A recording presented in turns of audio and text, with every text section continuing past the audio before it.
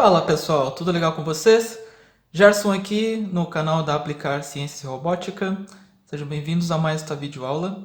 E hoje nós vamos falar a princípio de três assuntos. Primeiro nós vamos falar um pouco sobre conhecer a placa do Arduino, especificamente desse modelo Uno R3. Nós vamos falar também sobre as portas e conexões e comunicação do Arduino e finalizando sobre os meios de alimentação e como a gente usar bem isso e não estragar a nossa placa. Então já vai deixando aí o teu like no vídeo, para não esquecer. Eu sempre me esqueço, pessoal, quando eu deixo para depois. Então deixa aí e no final, se não gostou, é só tirar. Mas deixa então para não esquecer. Se não é inscrito no canal, se inscreva. Nós estamos com esse bloco de mini curso Iniciante Arduino aqui para o nosso curso presencial. E seja bem-vindos. Então vamos logo ao assunto que interessa, começando, por exemplo, na distinção que nós precisamos ter entre hardware e software. O que é o hardware, pessoal? É a parte que a gente toca. O que é o software? São os códigos, tudo que funciona aqui dentro que a gente não consegue enxergar, mas conseguimos programar. O foco hoje, então, é falar sobre a placa do Arduino, que no caso é o hardware. Nós falamos sobre como preparar o software na aula anterior, onde apresentamos a IDE, ou a interface de desenvolvimento da nossa plaquinha. Uma coisa que é importante nós deixarmos já claro é que o Arduino em si, ele tem um microcontrolador. Mas ele inteiro não é um microcontrolador. O microcontrolador é apenas esse chip aqui especial, onde nele é salvo todo o código, e graças ao código que é salvo aqui, eu consigo transformar isso em comandos que vão atuar nas diversas portas e vão fazer diversos tipos de trabalho no restante da placa. Então isso aqui na verdade é um módulo de desenvolvimento, uma plataforma. A plataforma completa do Arduino inclui tanto o hardware como o software de programação dele. Então não confundam, o Arduino não é um microcontrolador. O microcontrolador dele é fabricado pela Atmel, que há pouco tempo atrás foi comprado pela Microchip, que também fabrica outros microcontroladores.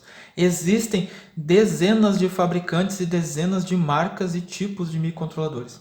E eles não são assim, sim, quando eles estão soltos aqui da placa, não são a coisa mais fácil do mundo de se trabalhar. É preciso um bom tempo maior de dedicação e de estudo para aprender a programar eles e usar eles em placas como essa aqui. O que o Arduino fez foi justamente facilitar muito para quem inclusive nunca mexeu ou nunca leu nada a respeito, que foi transformar em códigos numa linguagem bem mais simples, colocando numa placa em que você não precisa saber quase nada de eletrônica para poder usar. E com isso facilitou muito o acesso ao pessoal, que já pode começar lá pela quinta série a começar a aprender, mexer e fazer diversos projetos com o Arduino. Dito isso, pessoal, a primeira coisa que nós temos que notar no hardware do Arduino é que ele tem diversos setores aqui de conexão. Nós temos essa porta USB, que é tipo B, pouco conhecida das pessoas, exceto aqueles que já fizeram conexão de alguma impressora. E esse cabinho ele é muito comum em impressoras USB. Isso aqui fica atrás da impressora, geralmente. E aquele outro comum, mais chatinho, fica então conectado no computador. Inclusive, uma dica boa para vocês, pessoal, aquele cabo de impressora ele é muito mais comprido que esse que vem nas plaquinhas Arduino. Você pode usar ele, então, para programar o teu Arduino e fazer a conexão no computador. Essa porta USB ela tem duas funções principais. Uma é fornecer energia elétrica, tensão e corrente para o nosso Arduino. E outra é fazer a comunicação, tanto colocar o código do computador aqui para dentro, como ler coisas aqui. Se você colocar um código específico, você consegue ler o que ele está vendo e colocar de volta dentro do computador. Então é uma porta de comunicação. Nós temos uma outra porta de alimentação, que é essa aqui, que não é chamada de porta, é chamada apenas conector de alimentação. Isso aqui é bem interessante nós notarmos os seguintes detalhes. Aqui para o vídeo e para a câmera fica até melhor nós usarmos essa placa azul, que é um pouquinho mais clara. Fica mais fácil talvez a visualização para vocês. Essa porta, como ela serve tanto para comunicação como alimentação do Arduino, ela tem uma limitação. Ela consegue 5 volts, mas uma corrente muito baixa. Então, dependendo da quantidade de coisas que você tem ligado aqui no Arduino, ele pode não funcionar direito e geralmente isso vai acontecer, principalmente com motores. Nós, então, o que fazemos? Alimentamos o Arduino com um pouco mais de potência, que é o que? Colocar uma fonte de 7 a 12 volts aqui. Essa fonte ela funciona tanto com essa porta estando conectada no computador para poder fazer a gravação, como não estando. Então ele vai manter o Arduino funcionando. É por aqui também que a gente coloca através de um adaptadorzinho clipe especial, uma bateria 9 volts, por exemplo, ou algum outro tipo de fonte de alimentação que consiga mais que 7 volts. Mas lembrando, não pode usar mais que 12, porque ele pode queimar. Tá, mas e qual é a corrente, então, a capacidade de corrente máxima que o Arduino pode liberar? Ele pode liberar no máximo 20 mA por porta, ou o total somando tudo, 200 mA. Tem um limite máximo que é de 40 mA, mas é recomendado a gente não chegar em 40 mA por porta, certo? Então, o que vai acabar acontecendo é o seguinte, muitas vezes para alimentar alguns setores, eu vou precisar de mais corrente. Então, geralmente eu vou colocar uma fonte de 1 ampere, 2 amperes, até 3 ou 5 amperes aqui conectada nessa parte do Arduino. Outra coisa que é muito importante, pessoal, a gente tem 3 setores de portas aqui. Ó. Nós temos esse setor aqui inteiro, que boa parte dele é exatamente o que você colocou de força, de alimentação aqui, vai aparecer na maioria desses pinos. Aqui tem o GND, 5 volts e 3,3 volts, que são como se fossem extensões, né, que a gente tem daqui para cá para a gente poder expandir as nossas ligações elétricas. É preciso tomar muito cuidado nesse setor aqui, ó, com um pino, não sei se a gente vai conseguir colocar para vocês, aqui tem um pino chamado VIN. Esse pino, pessoal, nunca use ele até que você descubra como ele funciona. Não é o princípio desse vídeo aqui explicar esse pino. Então nunca liga nada nele aqui. Qualquer curto acidental entre as portas e ele, entre a fonte e ele, ou alguma coisa que você ligue errado e cai aqui, ó, porque ele fica bem pertinho do GND. Então se você, em vez de ligar no GND, ligar aqui, fizer ele pode queimar o teu microprocessador, o teu microcontrolador, queimar a placa, a porta, e aí você perde aí em torno de uns 50 a 80 reais, que é mais ou menos o que está custando essa plaquinha hoje em dia, só ela. Então não é bom arriscar. Então ignore esse pino VIN e faz de tudo para cuidar e não ligar nada nele. Outra coisa é essa seção inteira aqui de portas, que são as portas digitais. Já vamos explicar um pouquinho mais sobre essa questão das portas, serem analógicas ou digitais. E esse setor aqui com 6 é as nossas portas analógicas. E elas têm uma diferença gritante, tá? Essas aqui são as entradas analógicas. Tá? Aqui nós temos, todas são saídas ou entradas digitais, mas nós também temos saídas analógicas, que são esses pinos aqui com esse desenho que parece um tio, uma cobrinha. Então esses pinos 3, 5, 6, etc., eles são saídas analógicas. Nós já vamos entender bem do que se trata isso. É preciso também tomar cuidado, se eu estou comunicando com o meu computador, estiver transferindo coisas assim, tipo recebendo em tempo real e mandando coisas aqui o porta USB para dentro do computador, ou tentando gravar ele, e eu estiver usando coisas aqui nesses pinos 0 e 1, ele não vai deixar gravar, vai dar alguns erros. Então evite a todo custo, só realmente em projetos específicos que usam essas portas, evitem sempre usar os pinos 0 e 1, que são os mesmos pinos que funciona na nossa porta USB. E pode dar conflito ele não saber quem ele obedece, se ele lê aqui ou ele lê aqui, e aí trava o código e não grava, ou não lê. Outra coisa também importante, pessoal, muitas vezes nessas placas Uno, principalmente, o pino de status, aquele que a gente usa para brincar com o Blink, o primeiro projeto, ele fica ligado no pino 13. Cada modelo de placa tem um LED ligado a algum desses pinos aqui, ó, que você pode usar sem ter um LED externo, testar o código do Blink. Outro muito importante é o reset. Meus alunos confundem bastante isso aqui. Ó.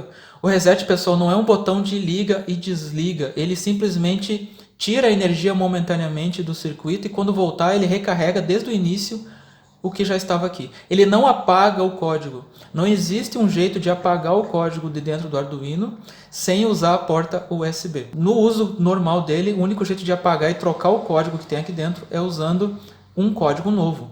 O reset apenas faz reiniciar. Ele começa então lá pelo void setup, vê o que tem dentro, porque ele lê isso aqui só quando liga, né? Ele lê o void setup só quando liga, e depois ele cai de novo no loop. Isso é útil muitas vezes para destravar o Arduino, desculpa, ou algumas situações que você precisa, muitas vezes você não quer apertar ou não tem como apertar o botão, ele também tem um pino aqui, ó, que através de um botão à distância externo ou por um código interno, você consegue fazer esse mesmo princípio de reset e reiniciar o Arduino.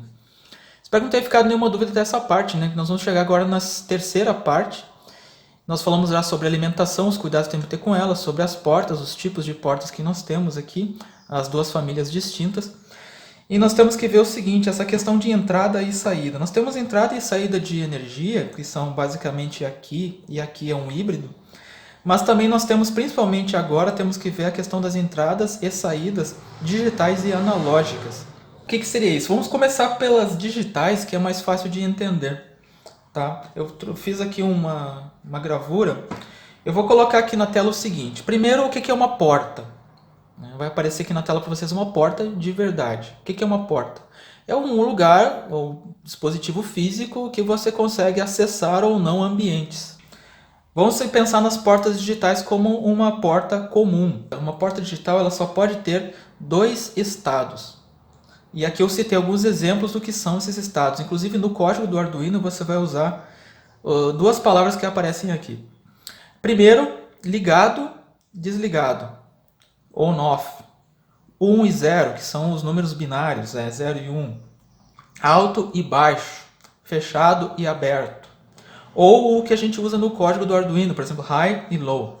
Então, quando eu digo para uma porta digital que é low, eu estou desligando ela, ou alguma outra coisa similar ou sinônima disso. E quando eu digo que é high, eu estou ligando ela. Em outras palavras, o que acontece quando eu digo para a porta, nesse modelo de Arduino, quando eu digo que a porta está em high, eu digo que ela está, eu mando ele ligar ela e vai aparecer 5 volts aqui. Não vai aparecer nenhum valor diferente, não pode, porque tem que ser entre 0 e 5 e só pode ser essas 2 pontas. Quando eu disser low para ele, eu mandar esse código low, vai aparecer 0 volts, então eu estou desligando. Existem modelos de Arduino onde em vez de 5 vai aparecer 3,3 volts, então é preciso tomar cuidado e conhecer a tua placa. Até porque tem coisas que não funcionam com menos de 5 volts. E é uma coisa que também é usada bastante nesse tipo de código é noções de verdadeiro e falso e sim e não. Quando você vê qualquer uma dessas palavras e precisar apenas desses pares, você sabe que precisa então de portas digitais. Eu vou colocar agora mais um desenho na tela para vocês que compara, inclusive tem um desenho parecido com esse aqui, né? Que compara as analógicas com as digitais, que eu vou desenhar aqui porque não foi desenhado. Então, basicamente, quando eu estou em low, o meu sinal ele está no 0. Quando eu dou o comando para high, ele vai para a tensão de padrão do Arduino, que no nosso caso aqui é 5 volts. Agora eu vou colocar aqui na tela para vocês o desenho de uma outra porta. Eu quero que vocês observem esse cachorrinho. Esse cachorrinho está dentro ou está fora da sala? Não tem como saber, né? Porque parte dele está dentro e parte está fora. Então, se eu quero saber esse tipo de informação, o quão dentro ou quão fora uma coisa está, eu não posso usar portas digitais. Por quê? Porque elas só me diz se está dentro ou fora. Qualquer coisa aqui no meio eu não consigo saber. Se eu quiser esse tipo de informação, pessoal, eu preciso usar então as portas analógicas. A porta analógica, o máximo dela também é 5 volts. No caso do Arduino. E o mínimo também é 0. Mas ela consegue medir pedacinhos aqui. Então eu consigo saber valores nesse intervalo. Então eu consigo, por exemplo, medir uma temperatura, medir uma umidade, medir a posição que um motor específico está. Eu consigo medir a luminosidade do ambiente. Qualquer coisa que eu consiga transformar em 0 e 5 volts e quebrar isso aqui em fatias pequenininhas. Eu vou fazer leitura na porta analógica. Agora, por exemplo, se eu quiser ligar um LED, não desligar e ligar, mas ir ligando ele devagarzinho. Então eu uso as minhas saídas analógicas, que são esses pinos aqui com os desenhos das cobrinhas. Espero que tenha ficado claro isso para vocês. Então essa diferença é muito sutil, mas é importante. O que nós vimos hoje é basicamente o seguinte. O Arduino ele tem portas. Essas portas são analógicas e digitais. E podem ser entradas e saídas. Eu que configuro, por exemplo, output, ou se ele é input, que são os códigos que a gente digita lá dentro, né? Por quê? Porque eu quero saber, o Arduino não sabe, pessoal, ele só sabe aquilo que você ensinar ele. Ele não sabe se o que você ligou nele é uma coisa que vai mandar uma informação para dentro, ou se é uma coisa que vai fazer um comando com alguma coisa que está ligado. Então eu preciso muitas vezes determinar ou dizer para o meu Arduino se ele é output ou input, principalmente nas portas digitais. Nas analógicas, por elas estarem separadas, não é preciso. Se eu disser que é uma leitura analógica, e se eu tiver ligado num lugar diferente daqui, ele simplesmente não vai funcionar. Mas ele sabe que aqui é uma entrada analógica. E a outra revisão que a gente precisa fazer, então, é saber essa distinção que, quando eu quero coisas que só precisa de um ou outro, eu uso o digital. Quando eu preciso medir coisas que tem um intervalo de valores, então eu uso a analógica. Qualquer dúvida aí deixa nos comentários. Se ficou com a gente até aqui, muito obrigado. Deixa um like aí no vídeo para prestigiar, se ainda não fez. E para o pessoal das minhas turmas presenciais, eu espero que estejam anotando, né? Porque quem quiser o certificado vai ter que fazer a prova e vai precisar saber alguns desses conceitos aqui. Então coloca no caderninho e tira dúvidas conosco lá na presencial. Ou também, como o pessoal que segue aqui no canal, pode deixar aqui nos comentários que a gente responde sempre que possível. Pessoal, de novo, um grande abraço, obrigado por ficar conosco até aqui. Até a próxima!